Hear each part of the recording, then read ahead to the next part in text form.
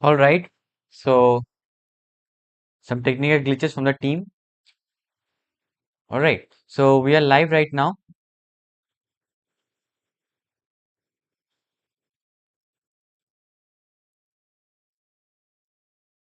I hope I'm audible to all of you, right?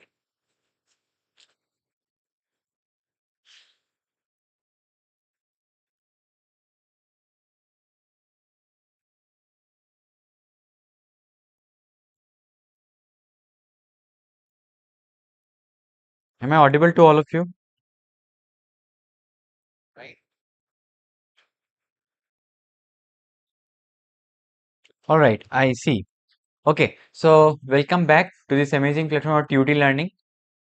So we are live and we are back again with another lecture on vectors algebra, right? So if you have been following this particular platform for a long time, you must have seen that we have been discussing about all the topics of mathematics and helping you to prepare for the upcoming JEE Mains and Advanced examination. All right.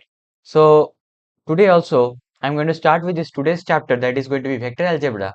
Right. So now if you look at the previous year discussion or the previous year questions, you will be seeing that the about the most important or high weighted chapters. So one of those high weighted chapters apart from calculus is vectors and 3D geometry, right? So you can expect at least 3 to 4 questions, especially coming from this particular topic of vectors and 3D geometry. Okay. So, so that basically makes this particular topic really, really important. And that's why we have to cover this particular topic in a very good understanding so that we can apply this particular idea or the concepts to different chapters as well, right? Also, if you see, also, if you look at your physics, vectors is a very important topic, right? Now, Now, in this particular portion, we are going to discuss about those things in details, okay? And we are going to start from the basic thing, from the very basic thing, and from there, we are going to definitely proceed towards discussion about the difficult part, right? So, and please note, the syllabus of this particular topic is basically limited within the JEE Mains and Advanced syllabus, okay? So, I'm going to discuss this topic of vector algebra with respect to the JEE Mains and Advanced portion, okay? I hope this particular thing is clear to all of you. I hope this part is clear to all of you. So, please let me know in the live chat. Are you ready to start? Are you all excited to start this particular topic of vectors and 3D geometry?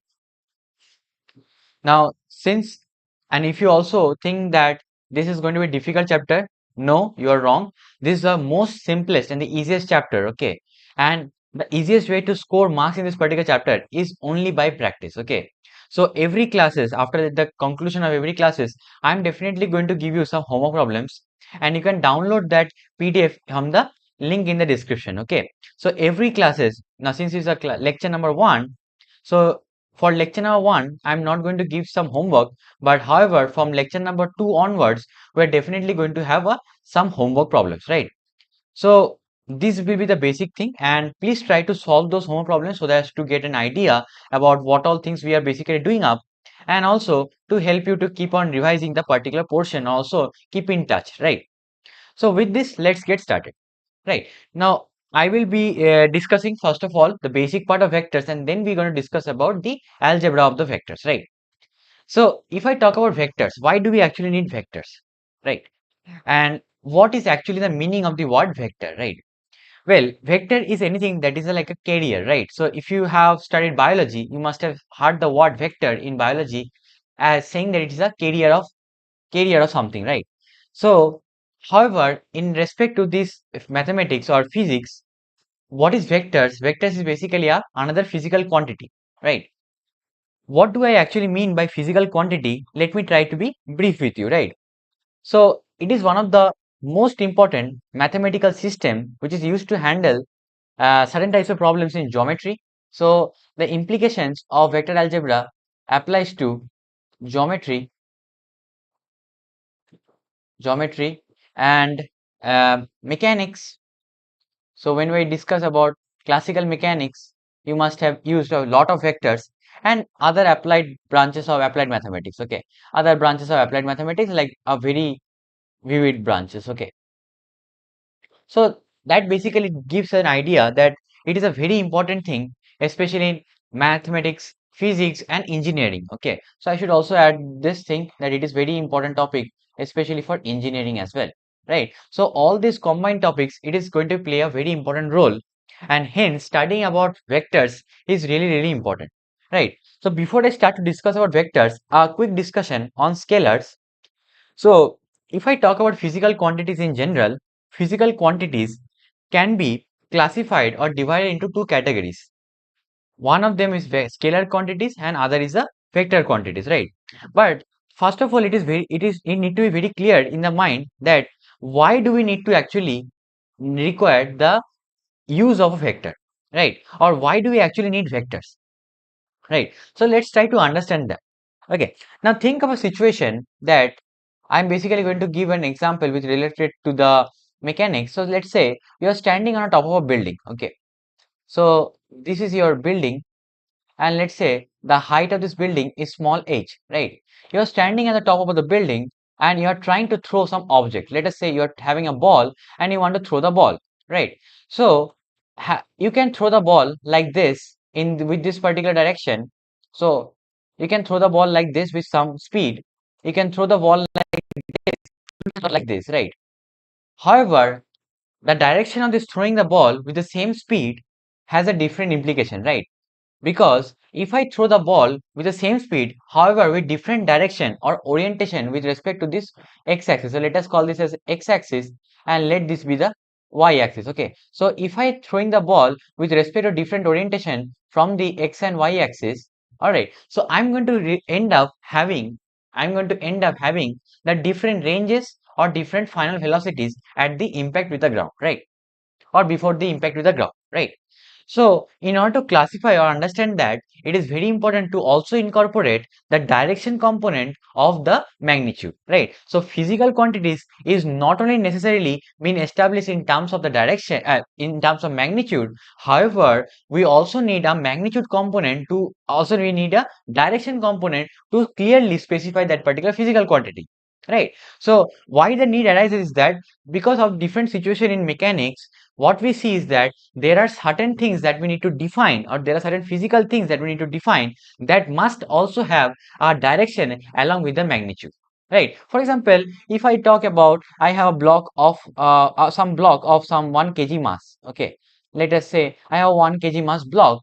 So if I push the block like this, it will try to move in this particular direction. However, if I pull the block in this particular direction, it will be trying to move in this particular direction, right? It's a very obvious thing, right? However, however, the velocity, the speed or the magnitude of this particular motion, or maybe let us say I apply the force in some inclined direction like this, or maybe I pull this particular some inclined direction, let us say with some angle theta from the x-axis, right? So what I can observe is that depending upon the magnitude as well as the orientation of this particular force, I'm going to end up having different magnitude of acceleration. Right. So this gives me an idea that the magnitude as well as direction is very, very important to relate certain physical quantities. Right. So those physical quantities which cannot be simply expressed in terms of magnitude, however, requires a direction to fully understand that particular quantity are known as vector quantities, right? So vectors are certain quantities which have magnitude as well as direction. And also please note that vectors quantity will definitely follow the vectors law of algebra or the vectors law of addition, right? So vectors are certain quantities or certain physical quantities which has both magnitude as well as direction, and they follow the vectors laws of addition. Okay.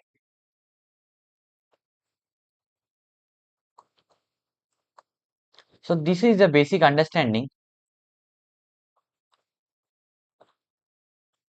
So this is the basic understanding that we need to understand over here, right? So follow the vectors law of addition. I hope this part is clear to all of you, right? So therefore, in this particular chapter, we are definitely going to learn about all the important algebra related to the vectors, right?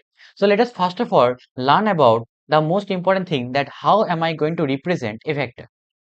So that is going to be the representation of vector, or how am I going to represent a vector, right? So let us try to understand about the representation of vector. Now geometrically, vectors are denoted or represented by a line segment. So let us say, if I have to represent any vector quantity, it is generally denoted by some line segment. So let us say I have a vector AB. So it is basically denoted by a line segment AB over here, where the magnitude of this length of the line segment denotes the magnitude of the vector. So let us call this as vector A, and we denote it with the arrow over there, which denotes a vector, right? So, and the length of this line segment denotes, the magnitude of the vector, which I am representing by mod of A. So mod of A denotes the magnitude of the vector. All right. So mod of A denotes the magnitude of the vector, and the direction in which the vector is oriented will be given by this particular direction, joining the initial and the final position. All right. So direction is given by joining the initial and the final position. So by joining the initial and the final position, we are going to get to the direction of the vector, right? I hope this is clear, and this all things must have been covered in your physics lectures as well, right? So I'm not going to take a lot of time on this particular thing. I hope this is clear, right? All right. So once I understand this, now our next task is to understand about different types of vectors, right? But before I go into that, again, I want to take one simple thing based on this representation things. So I'm going to talk about a bit on positional vector, right? Well, and now why do I want to discuss on the position vector? Because, or maybe we can discuss with the types of vectors as well. Okay, so let's do it with the types of vectors, right? So now having this understanding or representation of vectors clear, now our next task is to understand that how many types of vectors can be there, or how many ways the vectors can be classified. So let's discuss about types of vectors. Okay, so let's discuss about the types of vectors, right? So if I talk about the types of vectors, I can start with having something called as a zero vector or null vector. All right. So what do I actually mean by a zero vector or null vector is that any vector whose magnitude is zero and can have infinite directions. Now this word might be very intriguing, because it might seem that how can a vector have infinite directions? Then it is not a real vector, or maybe it is not defined as a single vector. But please try to understand that zero vector is a special class of that vectors whose magnitude is zero. Now if I mean, what do I actually mean by magnitude being zero? Magnitude being zero means that the initial position and the final position is the same. So if my initial and the final position is the same, so if my initial and the final positions are the same, in this case, I will have the magnitude equal to zero, right? If I will have the magnitude to be zero. But please note over here that if my magnitude is zero, that means the initial and final position are same or the same point, then how am I going to represent direction? Right, because direction is directed by that particular arrow which is pointing from the initial to the final position. But if I have the final and the initial position same, then I cannot directly tell about the finite direction. So what I can say is that this particular vector must have infinite directions, right? So the initial and the terminal point, terminal means the final point of the directed line segment representing zero vectors are coincident, and its direction is arbitrary. It can have any direction. Okay. So please note that such vectors like zero vectors have direction as any arbitrary direction. Okay, as any arbitrary direction. Okay, so this is a very interesting understanding about a zero vector, right? So if I understand our zero vector, now our next task is to define another type of vector that is very important, and that is called as unit vector. All right, so let's try to understand about what do I mean by an unit vector, right? So by the name, as the name suggests, unit vector. So unit vector means such vector whose magnitude is a unity or 1. Okay, so if I have a vector whose magnitude is a unity or 1, such vectors are definitely called as a unit vector. Now, this point of vectors which have unity or unit magnitude and direction of a particular vector, these kinds of vectors are definitely used to represent the direction of any particular vector, right? For example, let us say I have a line segment like this. I have a line segment, let us say it is directed towards AB, right? However, I want to have the direction same as AB, but I want to define another vector as AC whose magnitude is going to be the half of the magnitude of AB. So in this case, how am I going to represent that AC vector? Right. So in order to represent that AC vector, I need two quantities. That is the magnitude, and second of is the direction. So let us say the magnitude of A vector is given as some constant A. Right. So if I need to represent the AC vector, then AC vector can be given as the AC vector magnitude into the direction thing. So the direction thing, let us say I am representing some n cap over here. Now, what is this particular n cap thing? So if you recall, if you understand over here that this is the magnitude what I'm trying to talk about. Now, magnitude is multiplied with certain unit direction. Magnitude is multiplied with certain unit direction, right? So this is something which I am calling it as a unit vector, right? So when I am writing any vector, I'm writing in terms of let us say A is a vector, so I am writing this particular vector as some magnitude times the unit vector. So this unit vector is generally represented by A cap. Okay, so if I have a vector as A, so A cap denotes the unit vector. Right. So what is this understanding is that? So from here, I can find out easily that A cap can be given as, so A cap can be given as over here as the vector A divided by the magnitude of vector A. So if I divide any vector by its own magnitude, then I'm going to get the unit vector, right? So this unit vector is a vector of unit magnitude and having the direction same as that of the same vector. So over here also, if I have to represent AC, now what I know that AC magnitude is half of that of AB, so that can be written as A by 2 over here. However, this unit vector is same as that of the AB vector, right? So AB vector divided by AB vector magnitude. So this will give me the direction along the AB vector. So unit vector will give me direction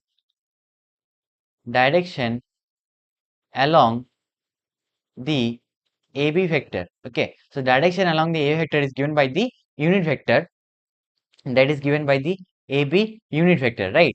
And this is the magnitude. So if I multiply the magnitude with the unit vector, I'm going to get to the final vector. I hope this is clear to all of you, right? And it is very obvious thing that this magnitude of any unit vector is definitely going to be equal to 1, and this is represented by cap. Okay, so this is basically called as cap notation. Okay, I hope this is clear to all of you. I hope this is clear to all of you. Is this part clear? Is this part clear to all of you? Is this clear?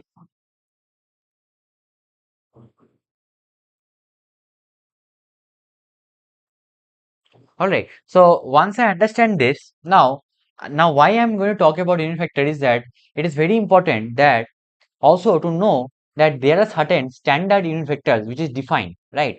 So those standard unit vectors are defined along the corresponding x, y, and z axis, right? So if I talk in terms of the coordinate axis representation, so in coordinate axis representation, if I take the 3D axis, that is x, y, and z, like this over here. So, and I'm following the right hand coordinates rule.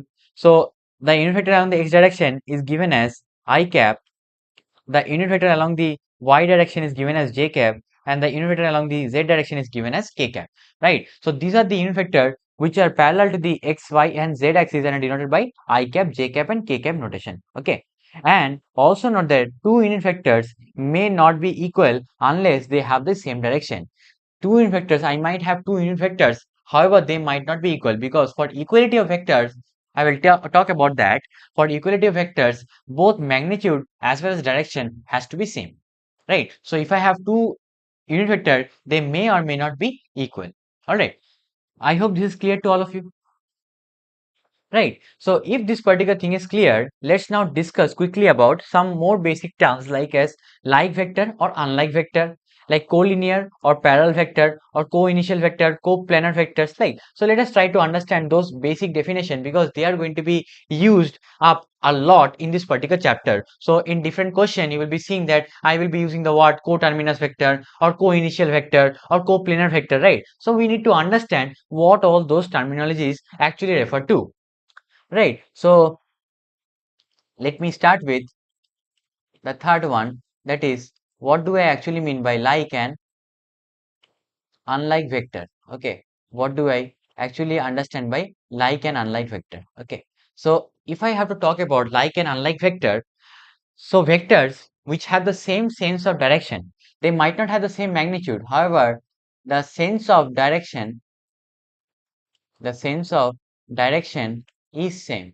Okay, if I have two vectors whose sense of direction are the same, okay, so if I have two vectors whose sense of direction are the same, then such vector is basically called as a like vectors. Okay, then such vectors are called as like vector. However, if the sense of direction is different, if the sense of direction is different, then this kind of vectors are called as unlike vectors. Okay.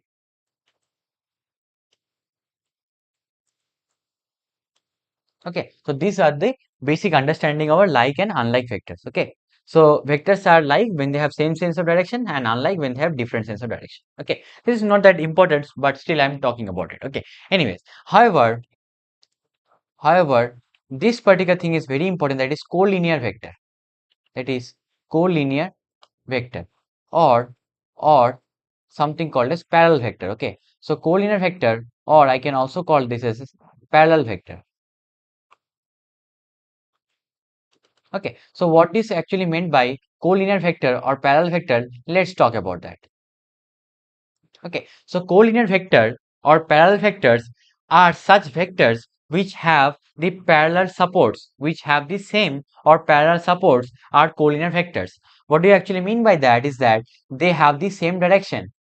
They have the same direction or they are parallel to each other. Okay, so if you can note over here that a vector and b vector are basically collinear vectors or parallel vectors, right?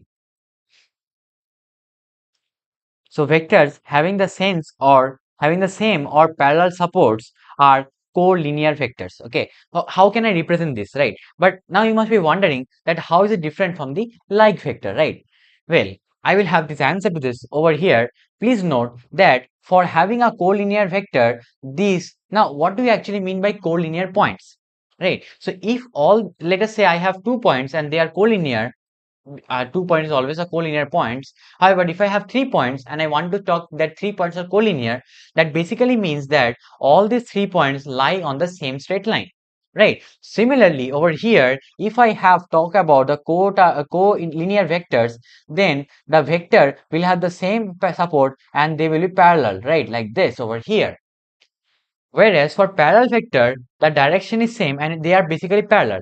And for collinear vector, the support is the same, right? So these things can be interchangeably used over there in many of the question. However, it must be very clear that the magnitude might be different. However, the direction is the same, right? So please don't confuse with these particular definitions and try to understand these things in really nice way so that when we talk about questions, you are able to answer them, right?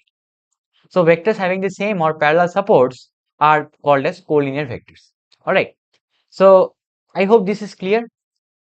Now, along with that, it is also important to learn about two more important terminologies. That is basically co-initial vector and co-terminus vector. Okay. Co-initial vector are such vector which have the same starting point. So if I have two vectors whose starting points are the same, then those two vectors are basically called as co-initial vectors. However, for coterminous vector, okay, however for coterminous vector, I will have the same ending point or terminus point or terminal point, right? So if I have two vectors whose ending points are the same, then those two vectors are basically called as coterminus vector. Okay. Now, with this understanding, let's go to the next part, and that is very important. That is going to be a coplanar vector. Okay. What is a coplanar vector? So by the term planar, all right. So by the term planar, what do you actually mean by planar thing is that if vectors are lying on the same plane, then planar means plane, right? So if I have two vectors which are lying on the same plane, then such vectors are called as coplanar vector. However, if I have two vectors, they will always be lying on the same plane. However, if I have three vectors, let us take some plane, and I can imagine the plane as a piece of a paper or the page of your rough notebook, right? So if I have three vectors which are lying on the same plane, then these are called as coplanar vectors. Alright, so these are called as coplanar vectors. I hope this is clear to all of you, right? However, understanding these particular things, we also need to discuss about some more terminologies, that is negative of a vector and reciprocal of a vector. Two more important things, that is negative of a vector, right? So what is actually mean by a negative of a vector? So negative of a vector actually means, negative of a vector actually means that if I have the vector, let us say I have a vector and I want to find the negative of this vector, then this particular vector remains the same, however direction changes. Okay, the magnitude remains the same, however the direction changes. Okay, so this kind of vectors are known as the negative vector. So what is important to note over here is that the magnitude is the same, however the direction will be different.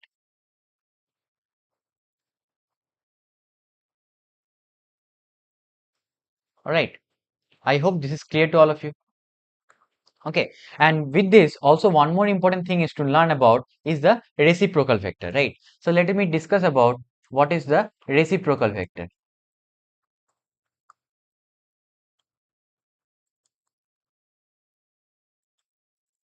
All right, so what is the reciprocal vector? Let's try to talk about that, right? A vector, now reciprocal vector. Now if you just relate it with the simple definition of algebra, what we have learned in real algebra, you will be thinking reciprocal means 1 upon that vector, right? However, please note that vector division is not possible. There is nothing defined as vector division, right? So then how can I define what is reciprocal of a vector? So this particular concept is given in terms of only real magnitude, that is the scalar terms, right? So if I have a vector, let us say I have a vector, right? Now if I take the magnitude of this particular vector and I take the reciprocal of that, then that is going to be the reciprocal, that is going to be the magnitude of the reciprocal vector. Okay, and I'm going to represent that with the a minus 1. Okay, so vector a minus 1 is a reciprocal vector. So what is basically important to know over here is that a vector which has the same direction that of the given vector A, however the magnitude is equal to the reciprocal. So only thing that is different is the magnitude being the reciprocal of that of the magnitude of the original vector. So if I have a vector like this, let us say this is a vector, the direction remains the same, however the magnitude decreases. Okay, so that is a very important understanding that we need to understand. So reciprocal vector only differs in the reciprocal of the direction. Okay, rest the reciprocal of the magnitude, not the direction. Direction changes for negative vector. The magnitude changes for the reciprocal vector. The direction remains the same. I hope this is clear. I hope this is clear to all of you. And also some more terminologies. However, they are not that useful in our discussion of mathematics, but very useful in physics. That is known as localized vectors, localized or free vectors. Okay, localized and free vectors. Okay, localized vectors and free vectors. Okay. Now, what is basically mean by localized vectors? Localized vectors, and what is the difference between a free vector and localized vector, right? So, if I talk about, now let me, I think you must have all studied physics in your class 11th, and or maybe you are studying right now. So, if I give a simple example, like let us say I have a door which is hinged at one particular end, and it has a door knob over here. Let us say this is hinged over here, right? and I'm trying to open this particular door by applying some perpendicular direction force. Okay, now force is a vector quantity, so I'm writing like this. Now this particular force is creating some effect like that of a torque, right? And that is basically rotating this particular door about this particular axis, right? Right. So now you tell me that will the magnitude of this particular force vary if I just take this particular force, and I move it anywhere in the free space? I think yes, the magnitude will vary, right? So if I let us say I'm applying the force at some d distance over here. Now, next case, I'm applying the same amount of force, however, at a distance d by 2. Let us say I'm applying somewhere over here the same force F, some at a distance d by 2. Now, you will note that in both the effects, what is common is the magnitude of force is the same. However, the effect or the magnitude of the effect, now you are implying or you are providing something into the system, you are providing some input. However, the output is different. So the turning effect is different.